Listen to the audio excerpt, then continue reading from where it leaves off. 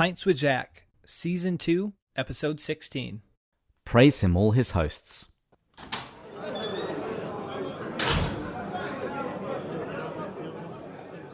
Hello, everyone. Today we're taking a bit of a break from the Great Divorce. The title of today's episode is Praise him, all his hosts, which is a play on a verse from Psalm 148, referring to the heavenly hosts. But in this context, it's talking about us, your podcast hosts. Are we sure this isn't heresy? I like to think of myself as part of the heavenly army. I'll take it. We're going to remember this. Pride is before the fall. But Matt and I were talking, and we agreed that it's probably a good thing if once each season we do an episode where listeners get to know us a bit more. We have listeners joining all the time, so it'd probably be a good thing if they knew a little bit more about the disembodied voices they're listening to each week. Yeah, this is going to be fun.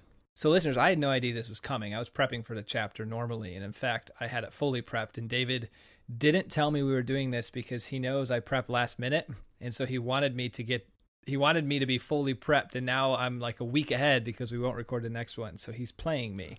I feel manipulated. I'm okay with it. It just means that next week's episode is going to be really good. Oh, it's going to be fantastic. And when I did get that book, what's it called? C.S. Lewis Goes to Heaven. Excellent stuff. I still haven't managed to get hold of the author, but I'm reaching out through my network now. I love it. This book came along at the same time as I got the first Game of Thrones book and all 4 Tolkien books.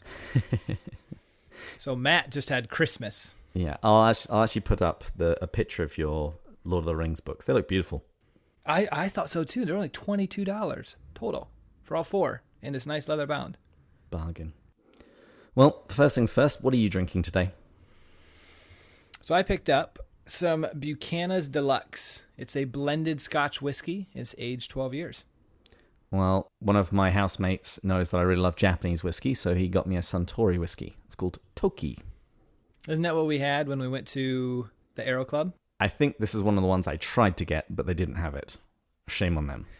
Oh, actually, they might have had it. The bartender was exceptionally new, so it could have been there. I'm not sure. Yeah, David was not happy.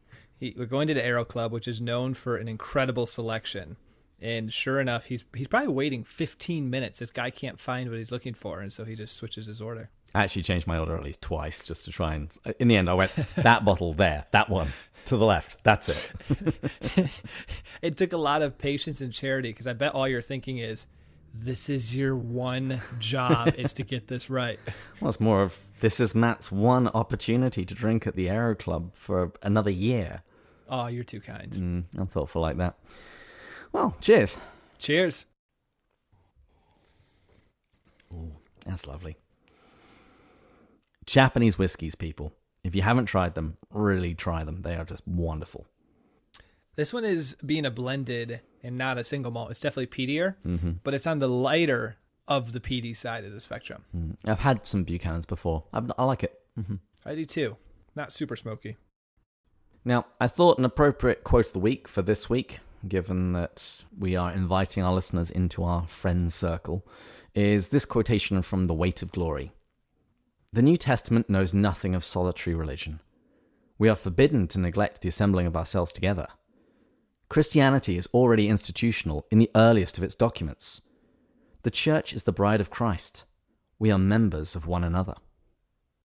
I'm glad to see he point out the importance of meeting on a routine basis. Obviously, in the Catholic faith, Sunday Mass is an obligation.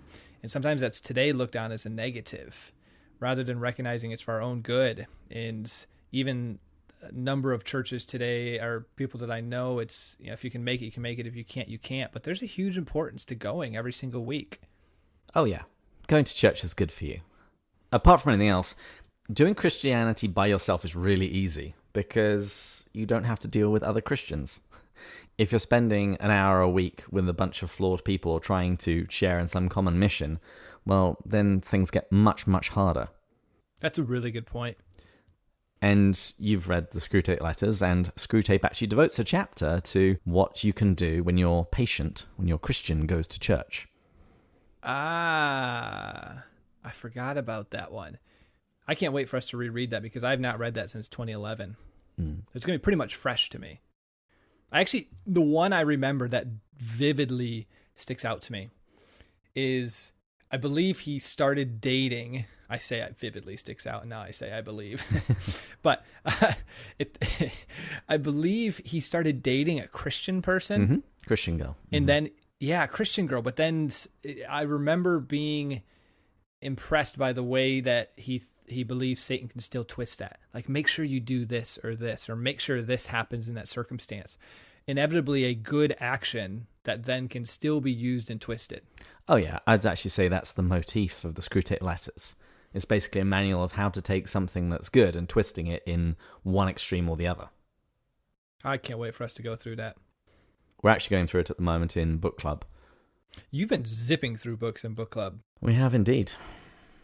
I'm jealous. You need to start one in New York. That's a good point. I actually should. I like this idea. Why didn't I think of this earlier? That's why I keep you around, David. Yeah, for all the bright ideas and hard work. Before we jump in, though, we should talk about my chance to meet one of the listeners, Jeff. Mm-hmm. He's going to listen to this probably when it comes out right away, and so he'll get a chance to hear this. But I had the loveliest time with one of the listeners. He reached out. He's in New York for a day, and we were able to make it happen. It worked out perfectly. I got back on Monday, and he was in on Tuesday.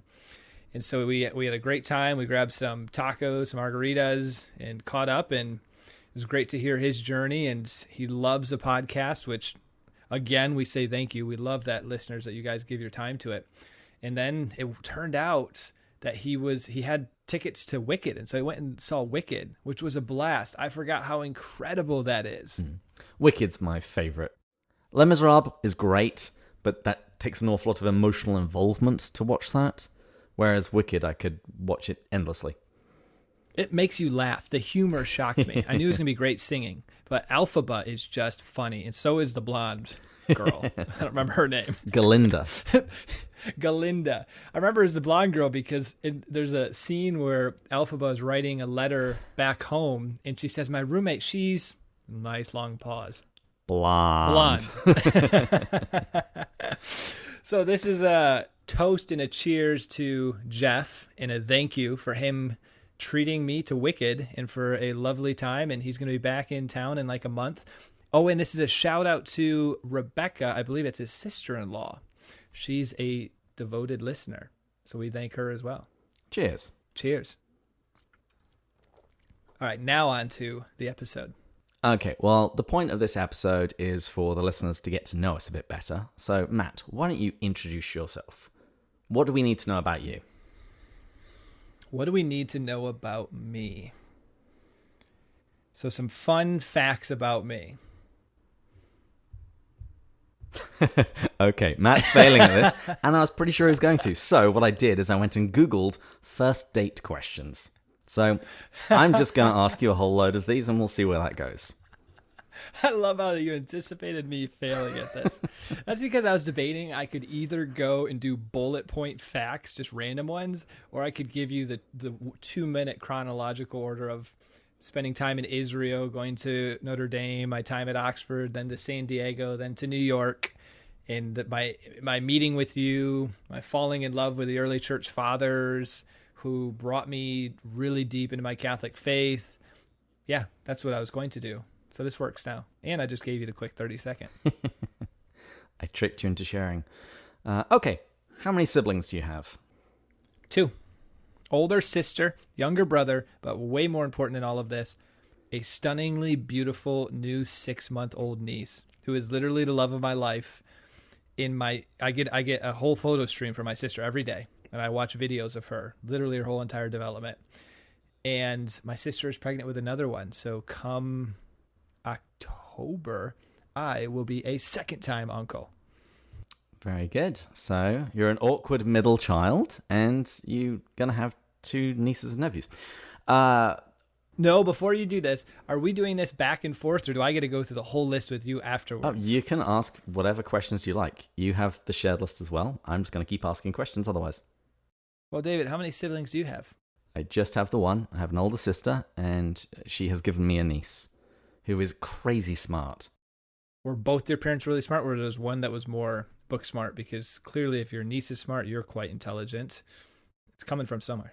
Well, I actually think everybody in our family is exceptionally smart. There you go. That's a fair answer. Family of geniuses. Favorite movies, go. Oh, easy. Favorite, just normal movie, so no deep meaning to it, but The Dark Knight. Every time I watch it, I love it. Heath Ledger does an incredible job with the Joker. Favorite deep movie, Life is Beautiful. Buongiorno, principessa.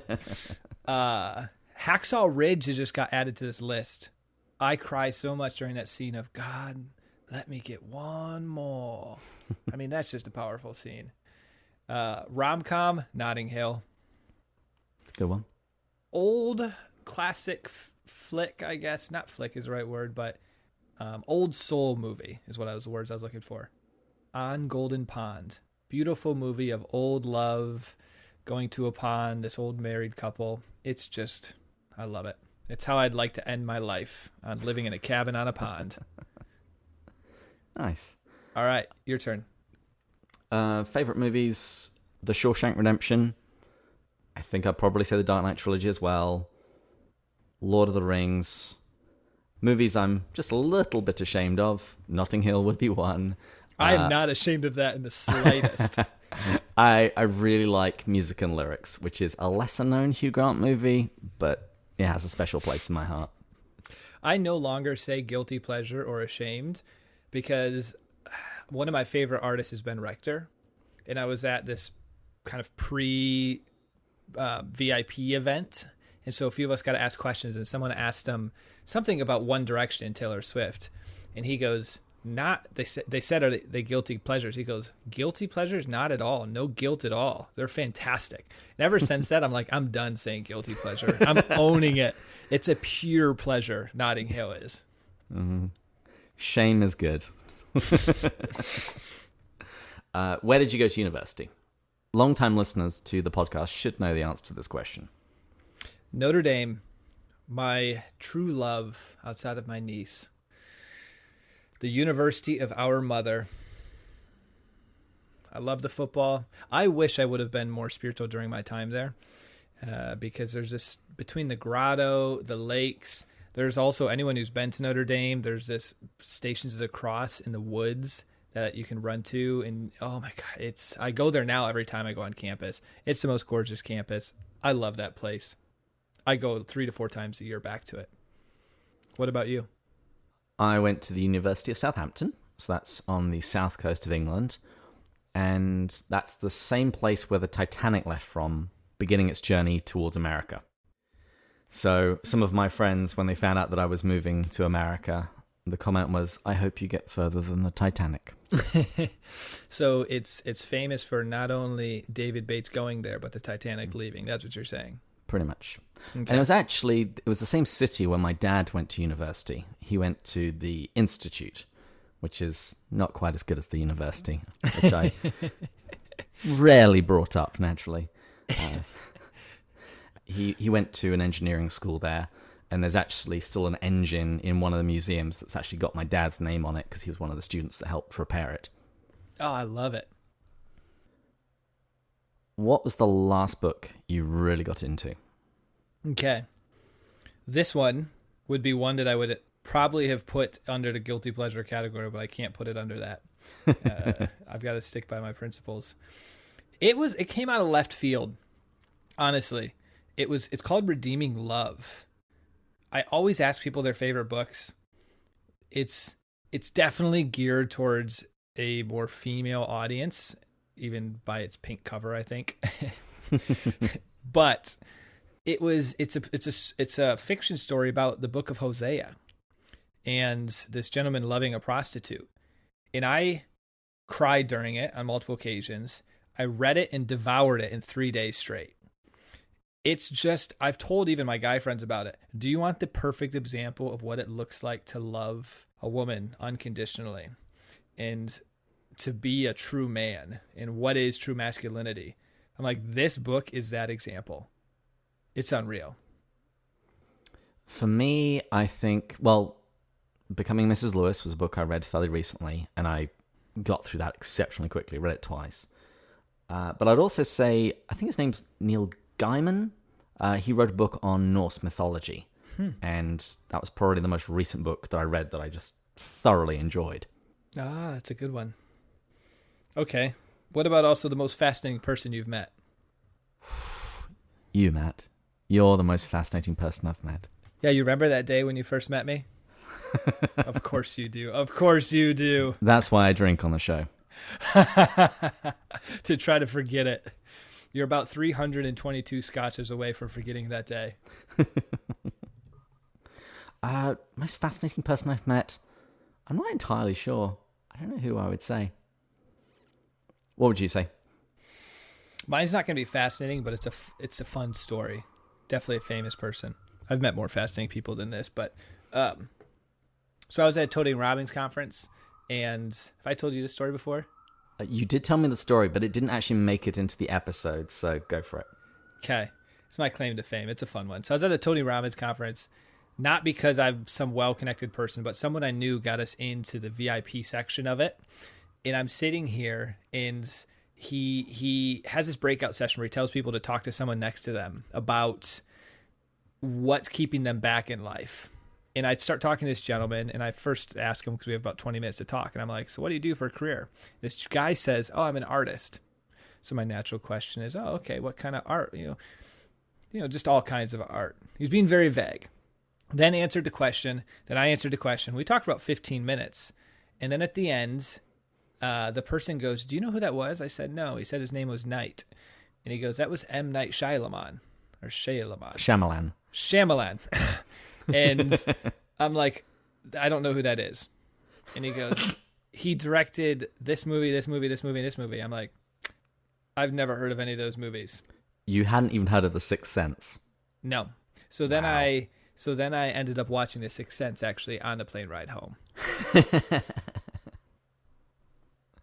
That's pretty good. By the way, he wanted to be, what was holding him back in life is he wasn't feeling very inspired. And this made more sense in hindsight, but he told me he achieved a lot of success in his early 20s. Mm-hmm. And I guess not so much lately. He had a string of really bad movies. Yeah. This split glass stuff, I guess, is somewhat done all right, but it's still been subpar. I really liked those. I didn't see the final one in the series yet, but I really liked the previous two in the trilogy. Okay. Well, who's your favorite author? Obviously outside of C.S. Lewis. Yeah, Lewis is up there. Peter Kraft, really love all of his stuff. I've read most of Scott Hahn's stuff. J.R.R. Tolkien. How about you? Henry Nouwen. Yeah, really good. Definitely a big fan. I had that priest tell me I can miss heaven by 18 inches, the distance between my head and my heart. And Nouwen brings me to my heart. Mm. Lewis keeps me in my head, which isn't all bad. Henry brings me to my heart. Introvert, extrovert. That's easy. I'm an introvert. Which a lot of people find really surprising, because I still travel about the country and give talks, and I'm quite often at the head of organizing stuff, but it's not what I feel comfortable doing. It's just usually what I feel needs to be done.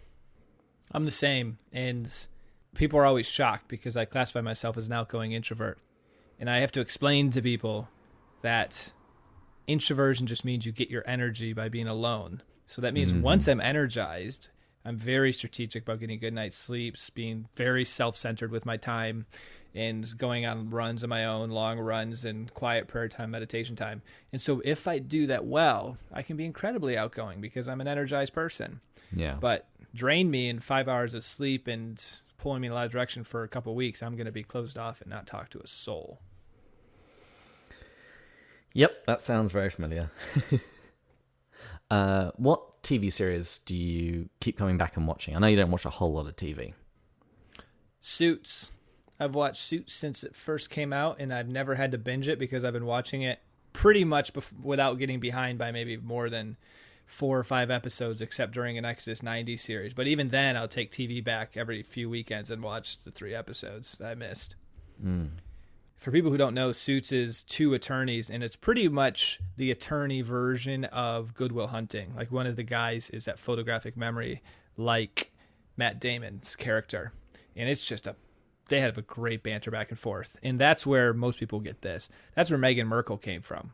She was on Suits for the last 7 seasons before she became princess or duchess or however that goes. What about you? I've got a few. Big Bang Theory. No, I don't think that has Sheldon. quite such great... What was that? I'm just kidding. I said Sheldon. No, I might be Sheldon, but I don't find watching that repeatedly is that great. I can watch The Office on continuous loop, Parks and Recreation. I never could get into Parks and Recreation. I watched 2 episodes. It's boring. So good. And I love Jason Bateman.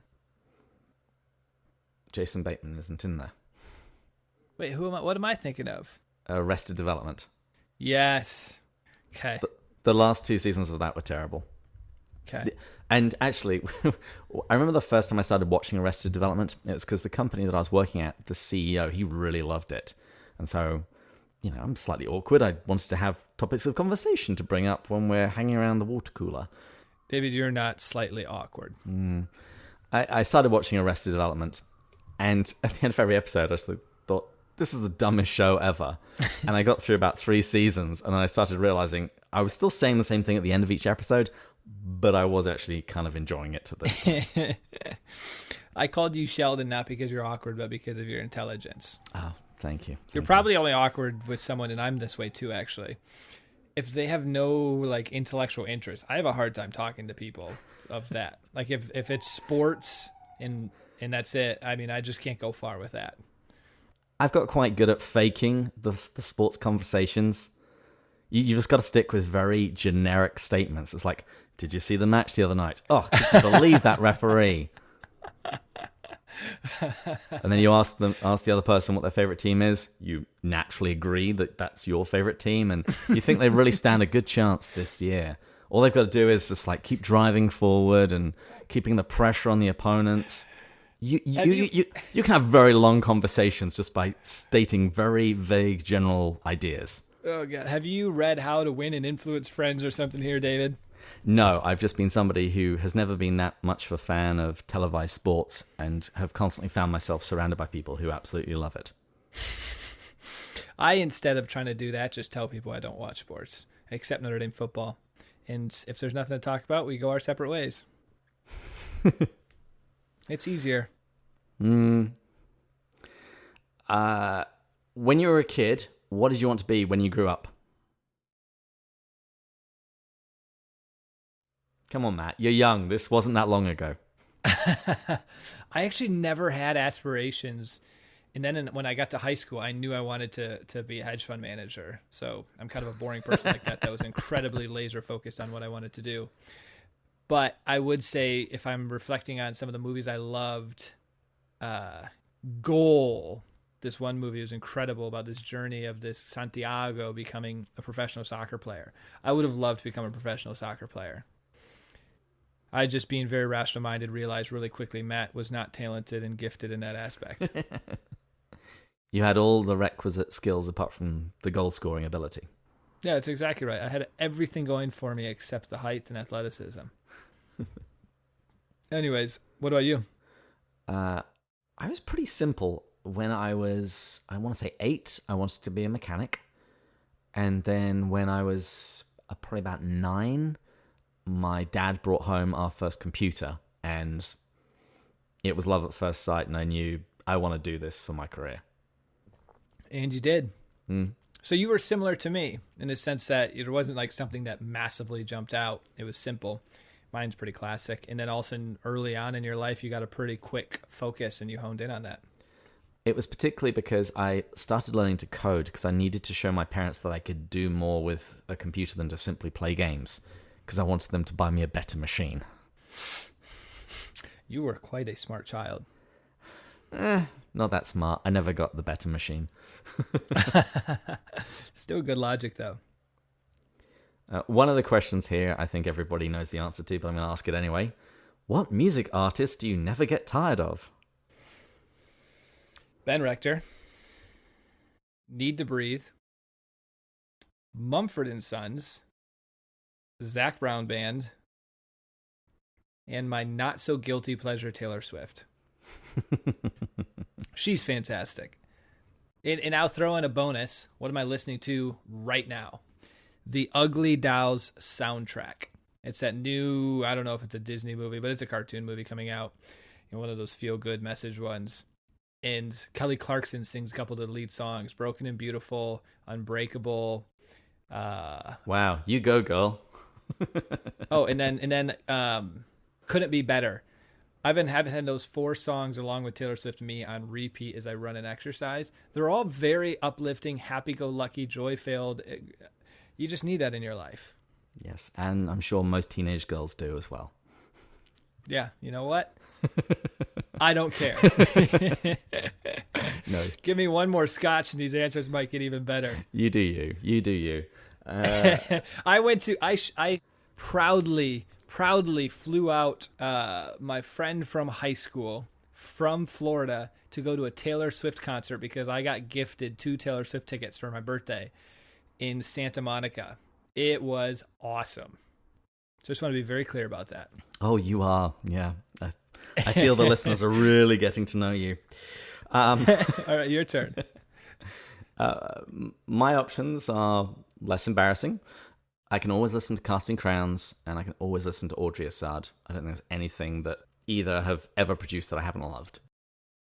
But I also grew up listening to an awful lot of classical music, so Mozart, Brahms, Beethoven, likewise.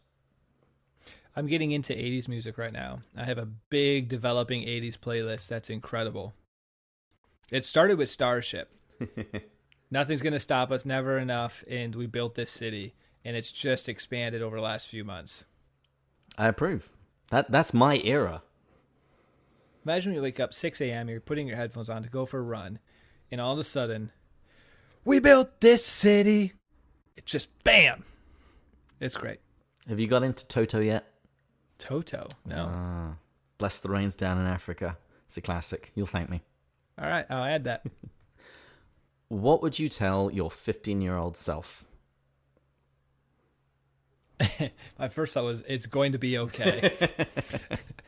But actually, my 15-year-old self was right when I became insanely focused on schoolwork. And to the point where I used to go to the library probably 5-6 hours, if it wasn't soccer season, every evening, the local college library, and just study my butt off. I'd tell myself, do everything you did. I wouldn't change a thing. I am so grateful for that time I put in that got me to the college I wanted to go to and set me up in a way. I tell most people because of that. Like, I find it was so instrumental. College is way better than high school. Going to a great college is fantastic if you can. Study hard in high school. And going to a great college is fun because you have great opportunities. You're around really smart people, which makes it fantastic too. And then it just makes post-life better. I don't know. You have friends doing incredible stuff. And my friends still talk to this day. After they've started to make other friends in their new areas, they miss a lot of their college friends, how intellectual they were, how driven they were. And of course, we all keep in touch, but you're not surrounded by each other. So honestly, I tell myself, do exactly what you did. Yeah, I think I would encourage my 15-year-old self because he's got some fun ahead of him. Yeah, wait, just so listeners know, this is 24 years ago for David. Dude, why do you want to hurt me? Why do you want to hurt me? And only 13 years for Matt. All right.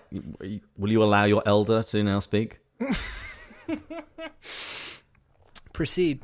Okay, so I would encourage my 15-year-old self a little bit. I actually think I would tell my 15-year-old self just to relax some more. I don't think I really started to unwind much at all before university. Just so we're clear, is this you unwound today? This is me unwound, yeah. This is me after 10 years of living in the United States, mostly in California. Now, I would like to see David pre-Matt, David post-Matt too. Those are some dark years. Tell me I've contributed slightly to this unwind. No, I don't think so. I have, in my past, helped people unwind. Because of you, I drink more often, and I unwind through that. I'm proud of that. All right. Take that then.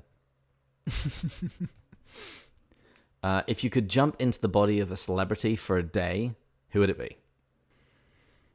Can it be does this have to be a movie star celebrity, or can it be what I believe is celebrity? Whoever you like. Bill Gates. Really? Why? My dream is to do what he's done with like his Bill and Melinda Gates Foundation, except I'd like to do it from a Catholic perspective. I mean, I think that's incredible the way he's used his wealth. I love that he's so thoughtful, so rational. For example, when he wanted to understand climate change, he had the ability to be pretty much personally tutored by some of the wisest energy consultants, wisest people on this, scientists, and to dig into this, to understand it. And then I've watched a lot of his talks on it to understand the magnitude or the complexity of the issue. And I envy that. He's super high IQ, has the resources, uses them well to transform the world. That's my kind of celebrity. Plus, you get to sit on a big pile of gold while you're doing it. I just imagine it's just like DuckTales, with Scrooge McDuck diving into his pool of gold coins. I think there's some other billionaires that would be a more accurate description for. I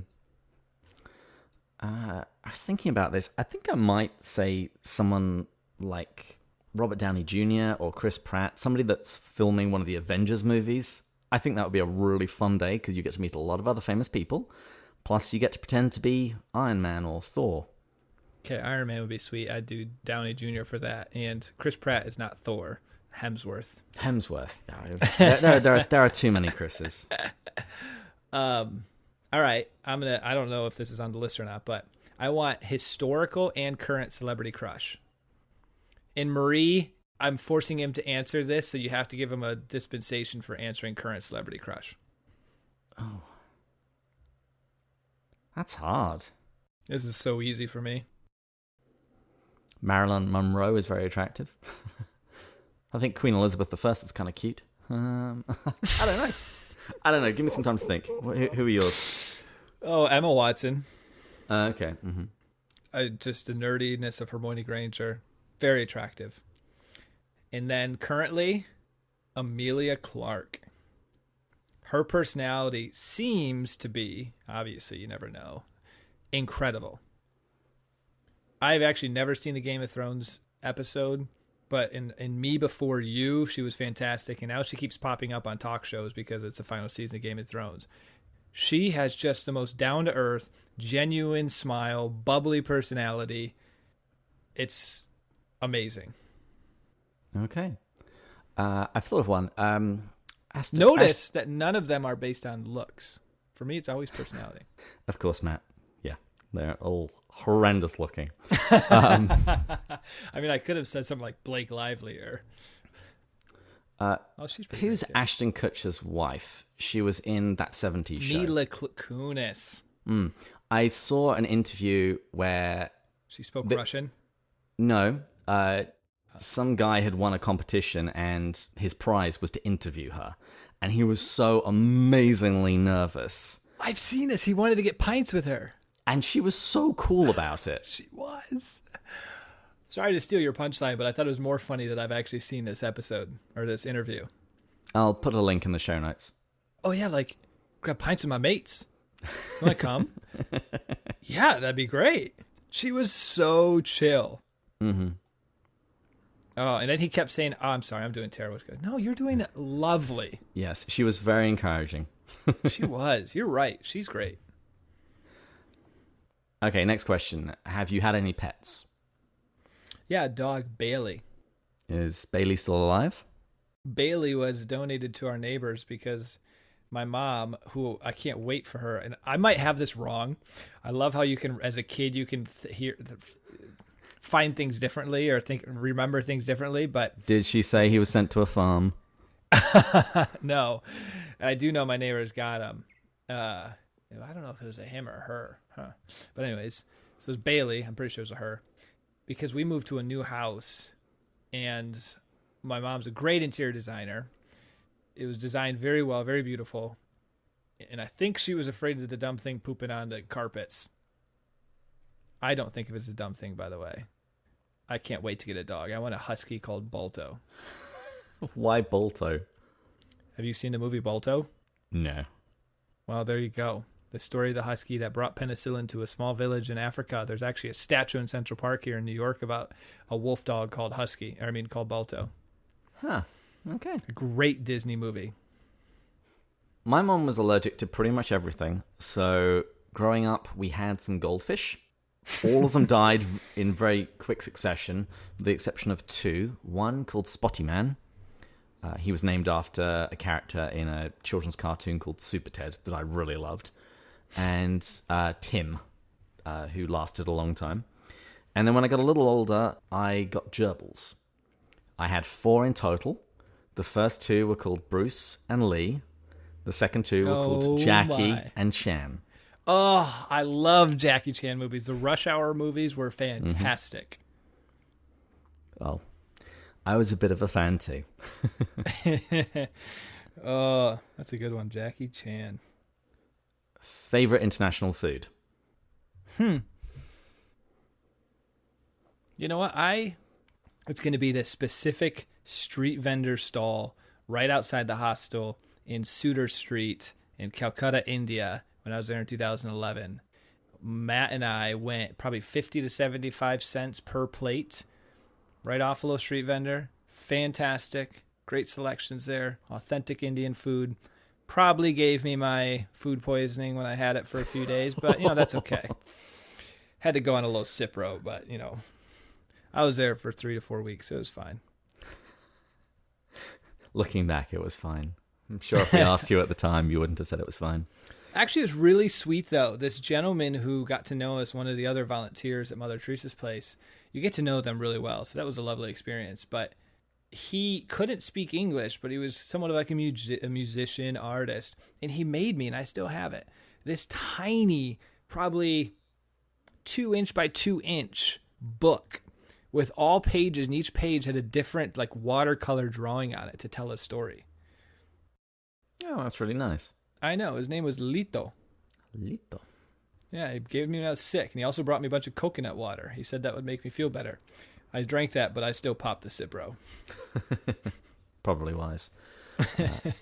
But I think I'd say my favorite food is also probably curry. I know people who know me probably think it's Mexican food, because I do really love Mexican food. But these days I don't get as much really good curry, so I'm going to say that. I have at a vegan Indian restaurant right outside of my apartment in New York. So when I want last minute dinner, quick takeout, walk 1 block, and I get some pretty healthy, although it's got a healthy dosage of spiciness in it. I'm not a big spicy person, but anyways. Are you a morning person or a night owl? Morning, hands down. I can't even. I attempted when I got to New York to become a night owl because the person I'm living with is a night owl. I just can't do it. My body, within a few days, even when I come back from, for example, San Diego, and I have a 3-hour time change. So if I went to bed at 10 in San Diego, that's 1 here. Within 3 days, I'm back to bed by 9:30 and up by 5:30. It just doesn't happen. When I was a teenager, I was a night owl. I was also a software engineer, so the two things kind of go together. But when I went to university, I realized that if I tried living like that, I would just get nothing done. So I get up early and do stuff. Yeah. What's your favorite non-C.S. Lewis book? Favorite non-C.S. Lewis book? Lord of the Rings is kind of an obvious one. Really enjoyed that. That's a good one. I read the novella for my favorite movie, which was The Shawshank Redemption, which I think is one of Stephen King's best books, and it's also one of his shortest. It's actually a series of 4 novellas in one book. For The Shawshank Redemption? Mm-hmm. I never knew that. Yeah, I can't quite remember the title. It was something about seasons, but there are 4 stories in the book. Another one was called The Breathing Method, which was really good until the end, and then it goes all Stephen King and stupid. If you like The Lord of the Rings, though, then my favorite book has just become a recommendation for you. The Name of the Wind. Haven't heard of it before. It's part of the King Chronicler series. It's a 3-book series. Only 2 have been written. A 3rd one's supposed to come out any time now when he finishes it. It's rated the 2nd best book. It was Lord of the Rings, this series, and Game of Thrones. Wow. Yes. This series, because I Googled it after I read it, because I devoured it in 2 days. I didn't put it down. Like, I dropped work for 2 full days and just read it straight, and then I slept and woke up and kept reading it. It's essentially a book with incredible character development of following if a book was written on Aragorn. Okay. Imagine that. It's so good. That would be your number one book. Yes, if we're going with not with like some sort of theology book that's brought me to God.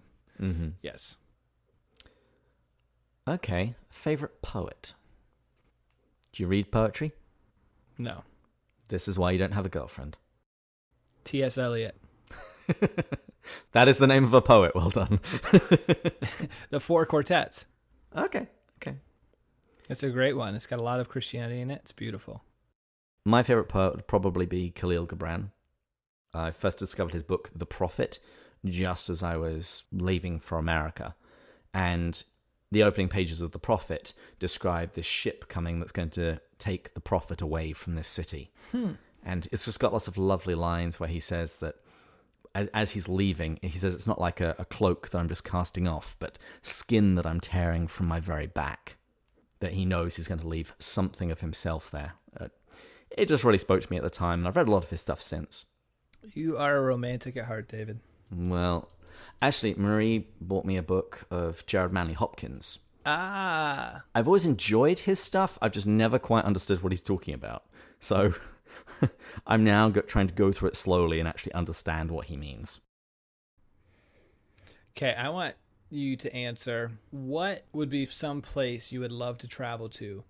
Fantasy or real life? So it could be in a book. Okay. This is one of my first date questions, by the way. I'm just kidding. Not really, actually. Well, there are some obvious choices. Narnia, obviously. Middle-earth, obviously. The land described in The Great Divorce, apart from anything else, because it means I'm going to heaven. That one's the more obvious one. But yeah, I think most of these places are lands that I read as a child, so I imagined them, and I spent a lot of time there in my imagination. In real life, I would actually like to go back to some places that I've already been. I really enjoyed my time in Australia, particularly the Blue Mountains around Sydney. Gorgeous. As well as the Great Ocean Road. If you like beautiful beaches, congratulations, you now have an entire continent's worth to drive past. Yeah. How about you? Rivendell. Nice. That's my introverted side. I just love to live there, wake up with the waterfalls, the secluded area, the gorgeous landscape. Imagine the hikes you'd go on. Imagine the freshness, the air. Oh, Rivendell. Plus then in the evenings, there would be storytelling and songs and quiet places to read. It'd be great. I loved Harry Potter, so it would be nice to. But that's not like somewhere you like to visit. I'd just love to have been a part of Harry Potter. I've actually visited what's the name of the platform? 9 3/4, is it something like that? Yeah. In King's Cross Station in London, they've actually got a platform marked as that, and there's a luggage cart that's halfway disappeared into the wall. That's great. That's a smart little way to get people to come to your place. Maybe real life. Actually, I really want to get back to Oxford. I really want to get back there badly. That just has a special place in my heart. And then more of just a classic vacation type. I dream of going to Bora Bora and those overwater bungalow villas. Oh, that looks really cool. Yeah. It does. I figured maybe God's just waiting for me to be married so I can be more successful and just do that for my honeymoon. Okay, I think we're nearing the end now. So, what is the one thing you think everybody should do, or at least try in their life? Christianity. Anything else? Is there anything else of more importance than that? You definitely win points, when I asked you for your favorite book, you really should have said the Bible, but... I don't read it very often. You're a bad Christian. A good Catholic, but a bad Christian. I joke. Catholics, you need to read your Bibles. I hear 3 readings every single week in Mass and 2 every weekday, so I feel like I'm getting a ton of the Bible indirectly. This is true, actually. I think if you go to Mass every day and Sunday, I think you get through about 75% of the New Testament. Something like that. It's very high. Well, then I'm doing well. And I went to a Protestant high school, so I read a lot then. Outside of that, I am really passionate about downhill skiing. I just bought a brand new set of skis this season that I'm so excited about. I go to Beaver Creek every year. I've gone to Breckenridge, skied in Whistler, Switzerland. Skiing is incredible. It is an adrenaline rush. It takes your mind off everything because when you're going really hard down a mountain, you just lose yourself. Leave your phones in the apartment or a condo or wherever you're staying and just hit the mountains. It's heavenly. I would say learn to dance, travel, go to a country that's not your own, and go on a silent retreat, a week-long silent retreat. Yes, that's a good one. Nice work, David. Thank you. I'll give you applause for that. I haven't done a full silent retreat, but I've done some pretty hefty silent weekends, 48, 72 hours at a cabin that has no cell service, no cable, no internet. Mm-hmm. And it has a VHS for old 80s movies, but I didn't watch any movies. I just read a book, walked around, and it was one of the most therapeutic weekends of my life. And I've done it a couple times now. You don't realize how important it is to detox, how important it is to be alone with yourself, how important it is to hear your thoughts. Holy cow. Okay, then. Final question. Have you seen Endgame, and what did you think of it? Oh, my goodness. They crushed it. No spoilers. Our listeners might not have seen it yet. If you haven't, shame on you, because by the time this comes out, it'll have been nearly 2 weeks. It'll probably have gotten close to $2 billion in revenues by then, too. It hit $1.2 billion in the first weekend, internationally and domestically. It was so good. I mean, without giving any spoilers away, they did a brilliant job. I cried, actually, more in that movie than most that I've ever cried in. I sweated out of my eyes once. There was one point.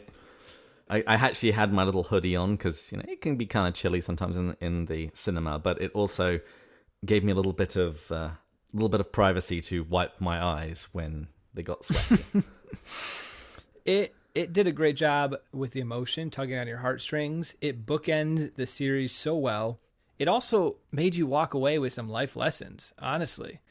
And it had some great action in it. They just crushed it. It was so much more than just an action movie. Yeah, I thought they did really well. I mean, the entire idea of this two-parter, you've had 11 years worth of story, over 20 movies, all this stuff that they're trying to manage and build up is a really difficult thing to do. I think they did a really good job. There were a few interactions, that's all I'm going to say, that were really touching. There were a couple of characters that I wasn't overly pleased with what they did, but it was still really, really good. So every listener, we highly recommend you go see it. I want to see it in IMAX 3D. I don't know if I go 3D. I would definitely go for a large screen. The 3D stuff, I mean, also don't forget, dude, it's 3 hours. Your eyes are going to be so tired at the end of that. Well, I've never needed glasses my whole life. My eyes are doing well. Okay, you might need them at the end of 3 hours worth of... It'll be the true test. Hammers and laser blasts going straight across your eyeballs. Yeah. Well, I think that was a very successful little episode. I love it. Listeners, hopefully you enjoyed that. Hopefully it was a nice little change of pace. You learned a bit more about David and I. Or David and me. David and me, yes. Did I mention I'm a stickler for grammar? Did I mention I took the ACT because I scored poorly on the SAT vocabulary section? Yeah, no, I did not. I'm not good with grammar vocab. You did good with numbers.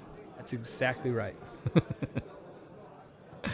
But we'll be back next week when we'll be returning to the Great Divorce and we'll be going further up. And further in. Cheers. Cheers.